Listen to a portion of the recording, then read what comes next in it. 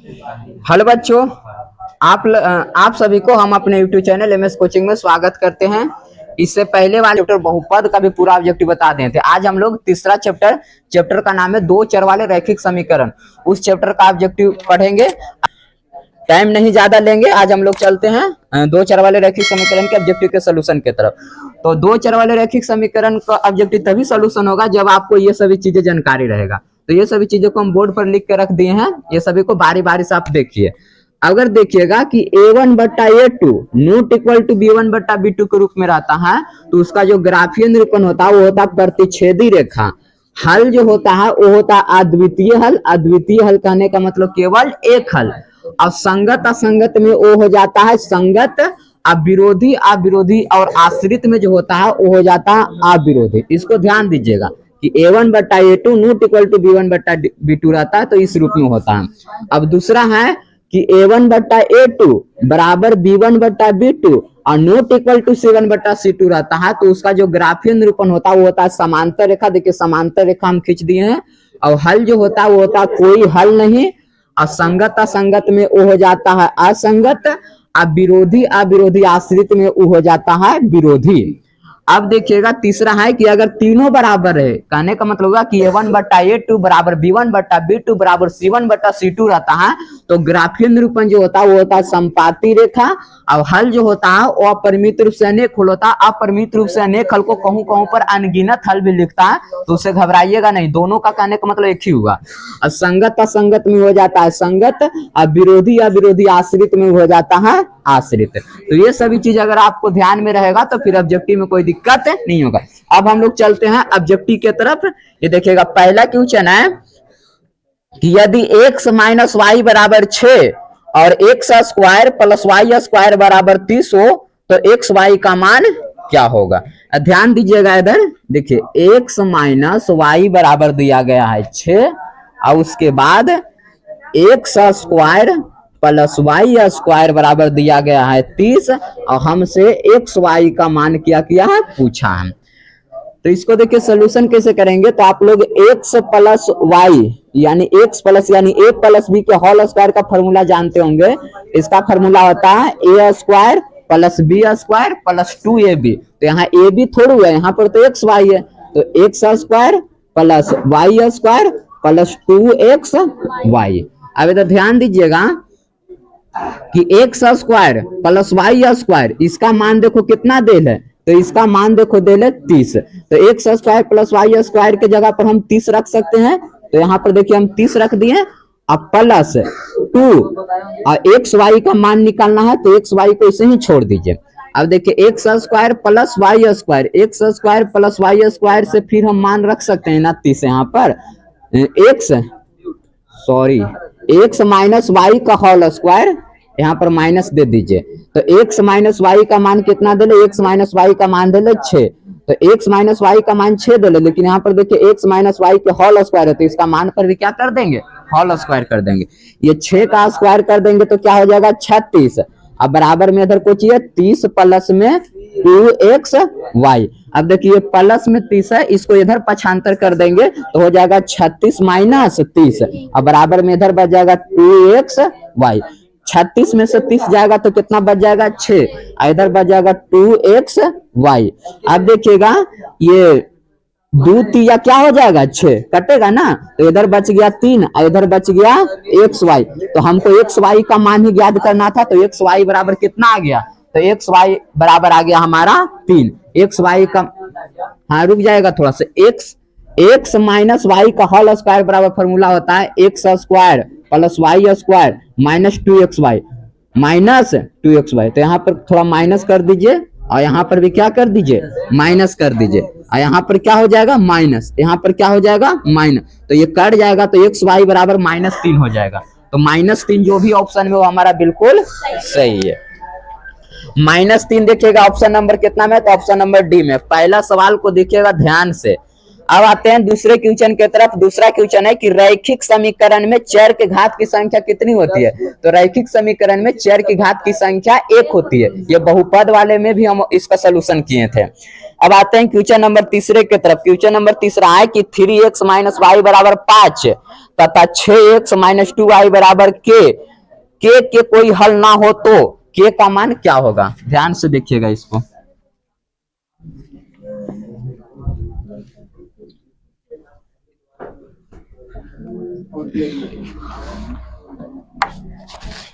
हम लोग question number 2 तक सोल्यूशन कर दिए। क्वेश्चन नंबर 3 देख रहे हैं। बोल रहा है कि 3x माइनस वाई बराबर कितना दिया गया है, तो दिया गया है 5। और दूसरा समीकरण है 6x माइनस 2y और बराबर दिया गया है के। और हमको शर्त क्या है, तो शर्त है कोई हल नहीं, कोई हल नहीं।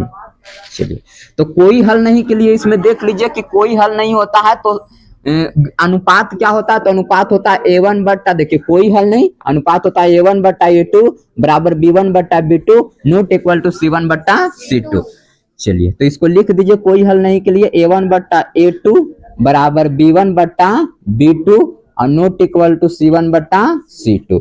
a1 का मान कितना है, जो x के साथ गुना हो रहता है वो a1 का मान रहता है, और उसके बाद जो y के साथ गुना हो रहता है वो b1 का मान रहता है, और जो x और y किसी के साथ गुना हो नहीं रहता वो रहता है c का मान। चलिए, तो a1 का मान कितना है 3, तो 3 बटा a2 का मान 6, तो 3 बटा 6 बराबर b1 का मान कितना है, तो b1 का मान है -1 और b2 का मान है -2 और यहाँ पर नॉट इक्वल टू है। c1 का मान कितना है 5 और c2 का मान कितना है, तो k है। चलिए, यहाँ पर देख लीजिएगा, ये कट जाएगा तो 3 दूना 6 यानी 1/2 ये भी हो जाएगा, और माइनस से माइनस कट जाएगा तो 1/2 ये भी हो जाएगा। यहाँ पर नॉट इक्वल टू है 5 बट्टा के। यहाँ पर देखिएगा क्रॉस मल्टीप्लिकेशन कर दीजिए, कुछ कर दीजिए क्रॉस मल्टीप्लिकेशन, तो के गुने 1 करेंगे तो क्या हो जाएगा के, और उसके बाद 5 गुने 2 कर देंगे तो क्या हो जाएगा 10, और नॉट इक्वल टू लगल है तो नॉट इक्वल टू लगा दीजिए। देखिए के नॉट इक्वल टू 10 कोई ऑप्शन में है, के नॉट इक्वल टू 10, देखिए के not equal to 10 option number C है। ये वाला जो चीज है ऑप्शन नंबर सी है हमारा, बिल्कुल सही है। अब आते हैं क्वेश्चन नंबर केमे की तरफ, तो क्वेश्चन नंबर 4 की तरफ।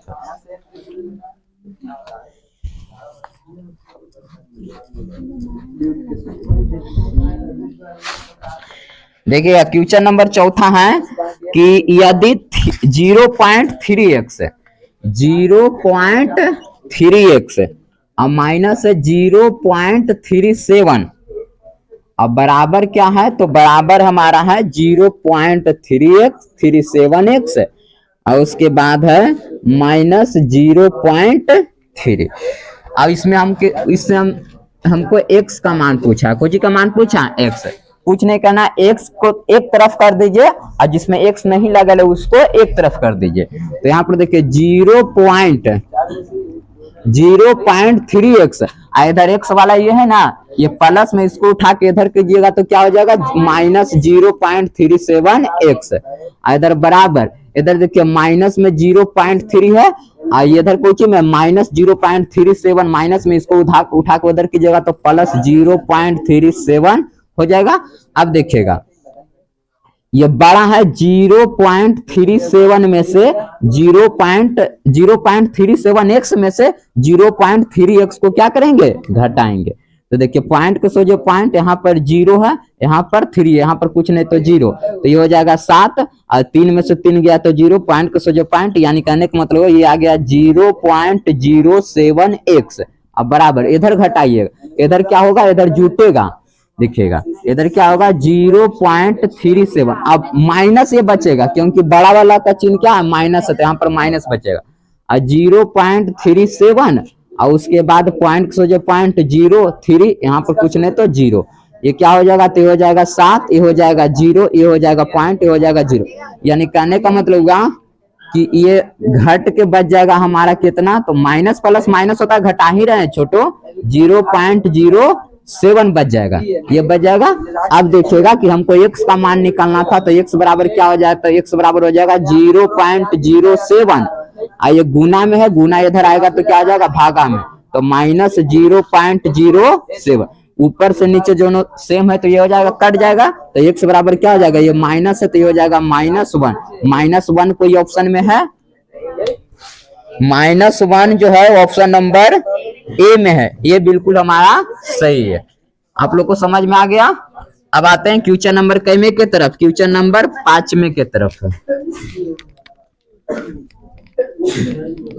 क्वेश्चन नंबर 5 है कि असंगत समीकरण युग्म का, देखिए ये इतना इंपॉर्टेंट लिखा हुआ, देखिए डायरेक्ट ये बन रहा है क्वेश्चन 5वां कि असंगत समीकरण युग्म का, देखिए असंगत किसमें है, तो असंगत देखिए इसमें है, तो असंगत समीकरण में हल क्या होता है, तो असंगत समीकरण में हल होता है कोई हल नहीं। देखिए कोई हल नहीं, कोई ऑप्शन है, कोई हल नहीं।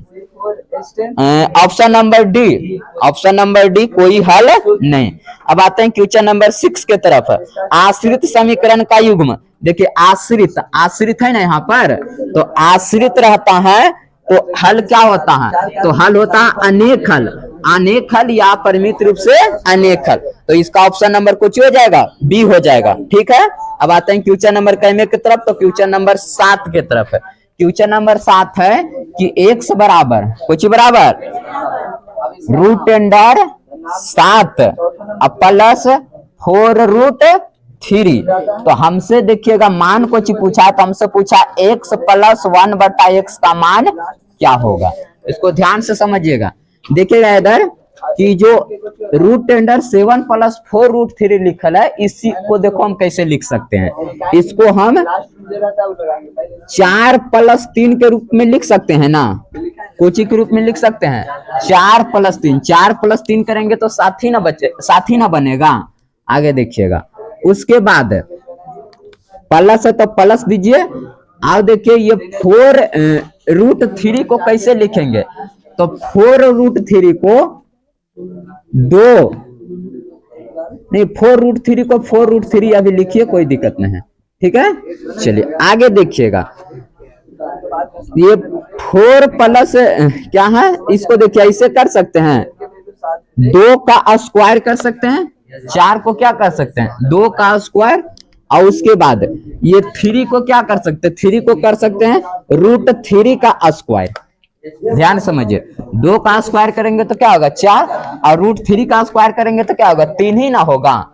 आगे प्लस इसको क्या लिख सकते हैं, तो इसको लिख सकते हैं 2 इंटू 2√3, 2 इंटू 2√3। अब देखिए ये क्या बन गया, तो ये बन गया हमारा a minus a plus B के होल स्क्वायर बन गया। a प्लस बी के होल स्क्वायर हो गया क्या, a square plus b square plus 2ab। तो 2 तो फॉर्मूला से रहता है, a का मान कुछ हो गया 2, अब b का मान क्या हो गया √3 हो गया ना। अब देखिए इसको हम एकदम डायरेक्ट लिख सकते हैं, a का मान कुछ 2, अब b का मान कुछ √3। तो यानी कि a प्लस b के कुछ हो गया होल स्क्वायर हो गया, a प्लस b के क्या हो गया होल स्क्वायर। ये टोटल पर रूट अंडर था जी, ये टोटल पर कुछ था रूट अंडर, ये टोटल पर रूट अंडर था, उसके बाद होल स्क्वायर है ना, कौची बराबर तो x बराबर। अब देखिए आपको पता होगा कि स्क्वायर से रूट अंडर क्या होता है कट जाता, तो स्क्वायर से रूट अंडर कट गया, अब इधर बच गया x, अब इधर बच गया कुछ, तो इधर बच गया 2 प्लस √3, स्क्वायर कट गया तो x बराबर 2 प्लस √3 ला दिए। अब जो हमको मान निकालने के लिए उस पर चलिए, मान कुछ निकालना है तो x प्लस 1/x का मान निकालना है। तो हमने x का मान कुछ निकाल दिए, तो x का मान निकाल दिए हैं 2 प्लस √3, तो x के जगह पर 2 प्लस √3 रख सकते हैं ना, और उसके बाद प्लस 1 बटा फिर x का मान कह रहा है रखने के लिए, तो फिर x का मान हम 2 प्लस √3 रख सकते हैं ना। अब इसके नीचे कुछ नहीं तो क्या मान लीजिए 1 मान लीजिए, और इसको कर दीजिए भिन्न का जोड़। देखिए 1 प्लस 2√3 का एलसीएम क्या हो जाएगा 2 प्लस √3 हो जाएगा। अब देखिए इससे जब भागा देंगे तो हो जाएगा 2 प्लस √3, या 2 प्लस √3 गुने 2 प्लस √3 करेंगे, 2 प्लस √3 गुने 2 प्लस √3 कर देंगे तो हो जाएगा 2 प्लस √3 का कोची होल स्क्वायर। नहीं तो 2 प्लस √3 गुने 2 प्लस √3 दो बार लिखिए, और नहीं तो इसी पर स्क्वायर चढ़ा दीजिए, तो दोनों का मतलब तो एक ही हुआ। अब प्लस ये 2 प्लस √3 से 2 प्लस √3 कट जाएगा तो कोची नहीं तो 1 हो जाएगा ना। अब देखिए फिर से a प्लस बी का होल स्क्वायर हो गया, तो इसका फॉर्मूला होता है a स्क्वायर और प्लस में b स्क्वायर और प्लस में 2 और उसके बाद a और उसके बाद b। अब प्लस में 1 और नीचे 2 प्लस रूट 3। नीचे दिखाई दे रहा है ना, नीचे दिखाई दे रहा है, लिख सकते हैं अभी। यहाँ पर चलते हैं, चलिए देखिएगा इधर। 2 का स्क्वायर कर देंगे तो 4 हो जाएगा, और रूट 3 का स्क्वायर कर देंगे तो रूट 9, और रूट 9 का वर्गमूल क्या होता है 3 होता है। अब प्लस ये हो जाएगा 2 दूना 4, तो 4 रूट 3। अब पीछे को चाहिए प्लस में 1 लगा दीजिए +1। अब बटा में है 2 प्लस रूट 3।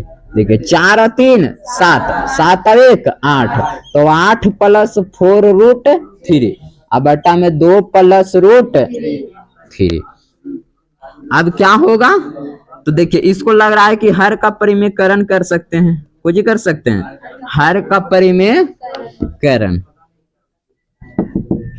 तो हर का परिमेयकरण करते हैं तो ये वाला ऊपर चला जाता है, खाली चिन्ह परिवर्तन हो जाता है, तो 2 माइनस रूट 3 हो जाएगा, और नीचे भी 2 माइनस रूट 3 हो जाएगा। चलिए तो ऊपर देखिएगा गुना होगा कि पहले 8 होगा गुना जाके 2 में, तो 8 दूना 16, अब प्लस से ही 8 गुना होगा रूट 3 में जाके, तो क्या हो जाएगा 8 रूट 3। उसके बाद प्लस माइनस माइनस हो जाएगा, फिर ये 4 रूट 3 इसमें गुना होगा तो हो जाएगा 8 रूट 3, और उसके बाद फिर यही जाके गुना होगा plus minus minus 8 root 4 root 3 गुने 3 होगा तो हो जाएगा 3 हो जाएगा, 4 तिया क्या हो जाएगा 12 हो जाएगा। नीचे क्या हो जाएगा, तो हो जाएगा a minus a plus B into A minus B के होल स्क्वायर। फॉर्मूला होता है a square minus B square. अब इधर ध्यान दीजिएगा कि ये प्लस में 8 रूट 3 और माइनस में 8 रूट 3, ये तो कट जाएगा। 16 में से 12 गया, कितना बच जाएगा, 16 में से 12 जाएगा तो 4 बच जाएगा, और ये 2 का स्क्वायर कर देंगे तो 4 हो जाएगा, माइनस रूट 2 का स्क्वायर कर देंगे तो 4 हो जाएगा, रूट 3 का स्क्वायर कर देंगे तो क्या हो जाएगा 3 हो जाएगा।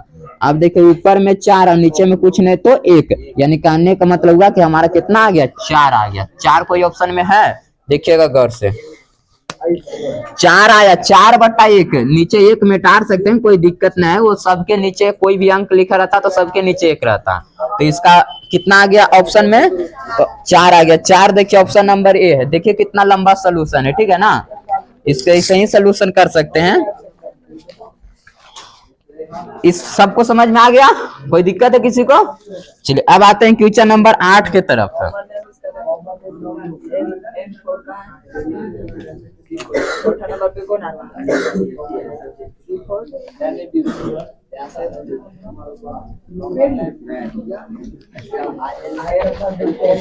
देखिए क्वेश्चन नंबर 8 है कि यदि 10 पर पावर 2y बराबर 25 हो तो 10 पर पावर माइनस y बराबर क्या होगा, है ना। चलिए देखिएगा, 10 पर पावर 2y बराबर कितना है, तो 25 है। तो हमसे क्या पूछा, हमसे पूछा है 10 पर पावर माइनस y का मान क्या होगा। देखिएगा ध्यान से, इसको हम इस तरीका से लिख सकते हैं, 10 पर पावर y पर पावर 2 लिख सकते हैं। अब ये जो 2 है ये गुना होगा y के साथ तो 2y ही होगा।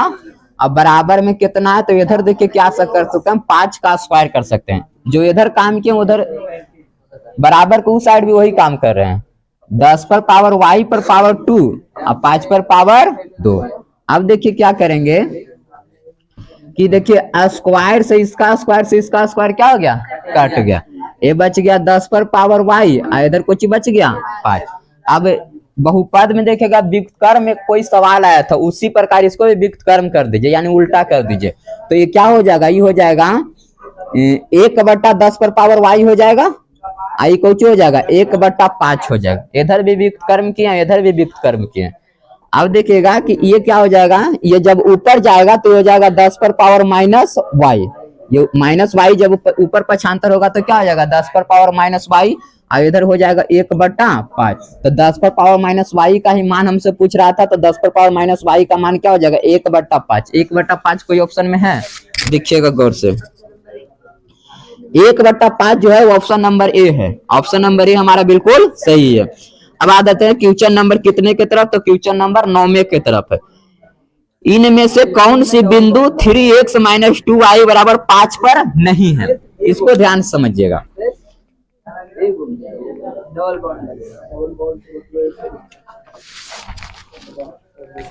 कार्बन के साथ लगता है। बोरा इनमें से कौन सी बिंदु 3x -2y बराबर 5 पर नहीं है।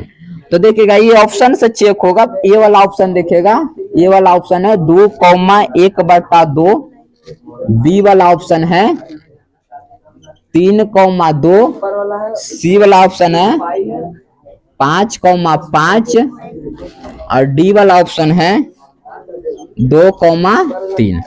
अब देखिएगा बोल रहा है कि 3x - 2y पर नहीं है। तो देखिएगा नहीं कैसे चेक करेंगे, पहले हम देखिए ये x का मान ही y का मान है, x का मान y का मान, x का मान y का मान, x का मान y का मान, ये सब x y का मान इस समीकरण में क्या करेंगे, रख देंगे। तो जिसका बराबर आ जाएगा वो रहेगा और जिसका बराबर नहीं आएगा वो नहीं रहेगा। तो हम देखेंगे कि किसमें बराबर नहीं आता है, वही हमारा ऑप्शन बिल्कुल सही होगा। चलिए तो सबसे पहले ऑप्शन नंबर ए को चेक करते हैं। ऑप्शन नंबर ए देखिएगा, चेक कर रहे हैं कि 3 और गुने में x के जगह पर 2 है तो 2 और -2, y के जगह पर 1/2 और बराबर में कुछ ही है 5। तो ये 3 दूना क्या हो जाएगा, तो 3 दूना 6 हो जाएगा, ये 2 से 2 कट जाएगा तो हो जाएगा 1 और बराबर में 5। तो 6 में से 1 गया तो 5, 5 बराबर 5, यानी ये बराबर आ रहा है तो ये है, तो ये वाला हमारा नहीं होगा। हमको है कि बराबर नहीं आना चाहिए। अब ऑप्शन नंबर बी चेक करते हैं। ऑप्शन नंबर बी देखिएगा 3 गुने 3 और -2 गुने 2 और बराबर में 5, 3 तिया 9 और माइनस में 2 दूना 4 बराबर में 5, 9 में से 4 गया 5, 5 बराबर 5। देखिए ये भी बराबर आ रहा है, यानी ऑप्शन नंबर बी भी हमारा नहीं होगा। ऑप्शन नंबर सी देखिए चेक करते हैं।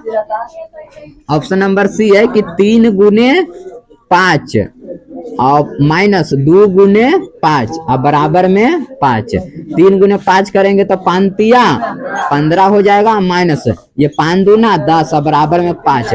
15 में से 10 जाएगा तो क्या हो जाएगा 5, 5 बराबर 5। देखिए ये भी आ गया, बराबर आ गया, यानी ऑप्शन नंबर सी भी हमारा नहीं हो सकता। ऑप्शन नंबर डी चेक करेंगे। ऑप्शन नंबर डी क्या होगा कि 3, ऐसे 3 गो नहीं हुआ तो ऑप्शन नंबर डी ही होना चाहिए। चेक कर लेते हैं। 3 गुने 2 और -2 गुने 3 और बराबर में 5, 3 दूना 6 -2 तिया 6 बराबर में 5, 6 में से 6 गया 0 बराबर 5। देखिए यही बराबर नहीं है, तो ऑप्शन नंबर डी हमारा क्या है, सही है। अब आ जाते हैं क्वेश्चन नंबर कैमे के तरफ। तो क्वेश्चन नंबर 10वें के तरफ है। बोल रहा है रैखिक समीकरण युग्म, रुकिएगा थोड़ा सा, एल्केन में कौन सा संक्रमण चलता है, sp3 और एल्कीन रैखिक समीकरण युग्म kx माइनस में 5y बराबर में 2। उसके बाद दूसरा समीकरण है 6x प्लस में 2y और बराबर में 7। और हमसे शर्त क्या है, तो शर्त है कोई हल नहीं का शर्त, कोई हल नहीं। हमको मान को ची निकालना है, तो हमको मान निकालना है के का, कोई हल नहीं का शर्त लगा के मान को ची का निकालना है, के का मान निकालना है। तो कोई हल नहीं के लिए देखिएगा अनुपात क्या होता है, तो कोई हल नहीं के लिए अनुपात होता है a1/a2, a1/a2 बराबर b1/b2 और नॉट इक्वल टू c1/c2। चलिए इस पर रखिए, a1 का मान क्या हो गया k, तो k/6 बराबर -5/2 और नॉट इक्वल टू c1 का मान 2 और बट्टा में 7। चलिए हाँ 7। अब देखिएगा कि k का मान निकालना, तो हमको तो इधर से मतलब नहीं है, हमको इधर से मतलब है। तो क्रॉस मल्टीप्लिकेशन कर दीजिए, k गुने 2 कर देंगे तो 2k, ये हो जाएगा 6×5 = 30 -30। तो k बराबर हो जाएगा -30 और बट्टा में 2।